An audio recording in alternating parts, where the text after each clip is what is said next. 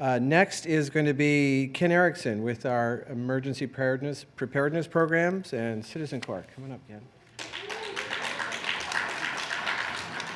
Do you know where it is?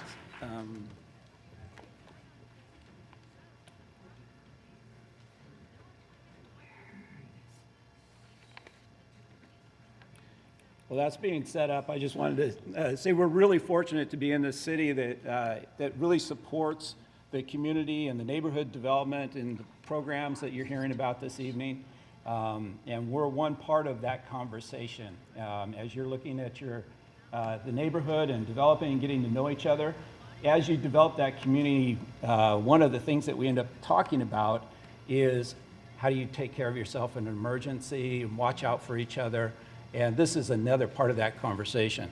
So we do have in the city, it's a group of volunteers. It's a Citizen Corps, Cupertino Citizen Corps, and it's comprised of 3 different groups. The CERT, Community Emergency Response Team.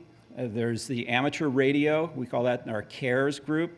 So that's going to be the backbone of communications when all else fails. We've got that. And then there's a medical reserve component. And these are all volunteers, and they're your neighbors, your other associates, and different people in our community that have gone through and listened to what we're talking about and what's going on and seeing what is it that they can do next. And these people have all stepped forward to accept a different role in the community to help out. And so that's what I wanted to say. How many people now are here in the Citizen Corps? I think we have a few people. Okay, so it's a very active group, and we're very fortunate in the city that really sponsor and help us do that. Okay, thanks. Okay, so how do the next one is, how's that? Okay, this is one of the things I just want to share with you. It's a slide that talks about what's really going on, what are our resources that we have within the city. As we're looking, right now, what's the population within the city? 60,000. Say 60,000. And then during the day when the businesses come in, what does that number go up to? Yeah, over 100,000 people. Okay? So what I wanted to share is these are our resources that we have in the area. There's usually in our city about 1 ambulance. There could be about 6 fire apparatus that are available, and then updated information, at least about 8 different law enforcement, the sheriff deputies within our community. So as you can see, if something were to happen, our resources that we have are excellent at being able to manage and take care of 60,000 people or 100,000 people and asking for resources from each other and that with the mutual aid. Oh, I need this? You want to walk? Oh. Oh, okay. I thought I was supposed to do something now. Is it on? Yeah. Oh, okay. I'll just put it down.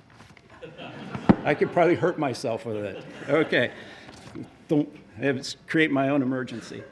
Okay, but with this type of thing, so you can see if there is a regional emergency, one of the things that would happen is all of our resources can be committed relatively quickly.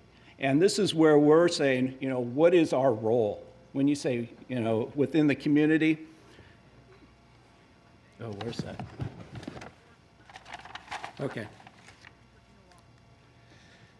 Within our community, say, what is your role? And this was how it was presented to everybody, and we all do have a role. When we say it's your individual, your family, your business, your religious groups, your schools, all have a role in the community, especially in a time of emergency, and being able to have that conversation with each other and have that thought about ahead of time and being able to do these types of functions and take care of each other, because we as a human race have a great capacity to take care of each other, and we see that throughout emergencies across the world.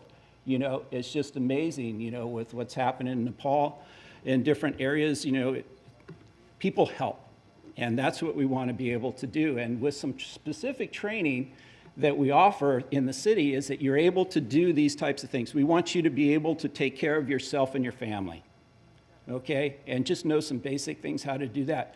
And then how do you take care of and check on your neighbor? Does your neighbor need a little assistance? And maybe they're not home, but somebody needs to check their home.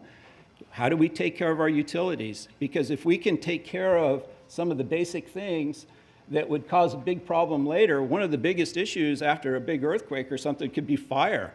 If we can mitigate and take care of some of those things, and everybody in your neighborhood has been trained and they know how to turn off the gas meter, we can eliminate a lot of that threat from fire. So there's different things, and these are all types of trainings that are offered free throughout the city. And that's why I say we're really fortunate that the city really values that and will put the resources to do that. But there are other areas for treating injuries.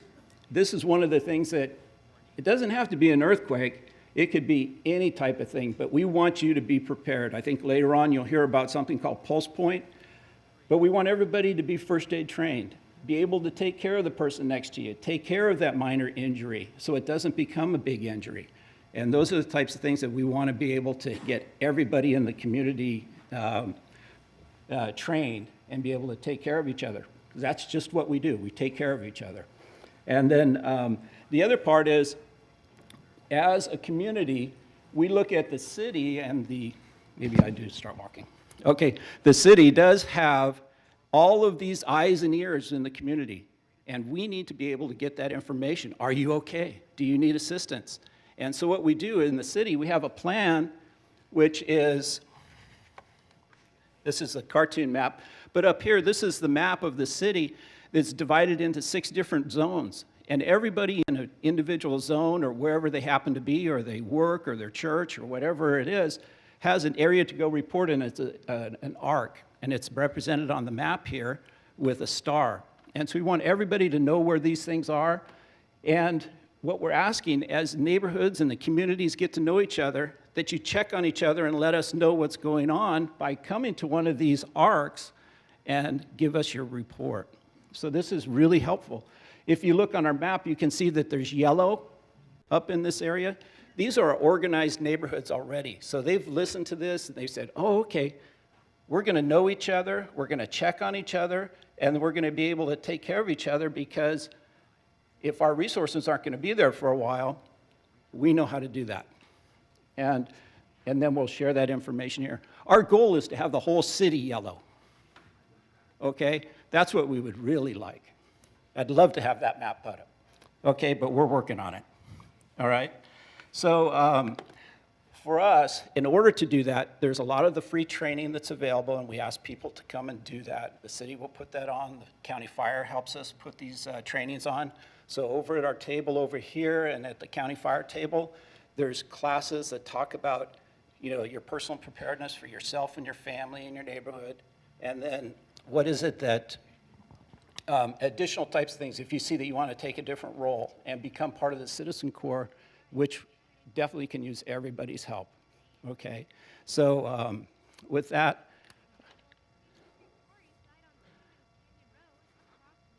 I think we pretty much covered, but even though it might sound scary and it's a disaster and it's an emergency, it's really presented in a way that's kind of fun and interactive, so we don't want to scare everybody.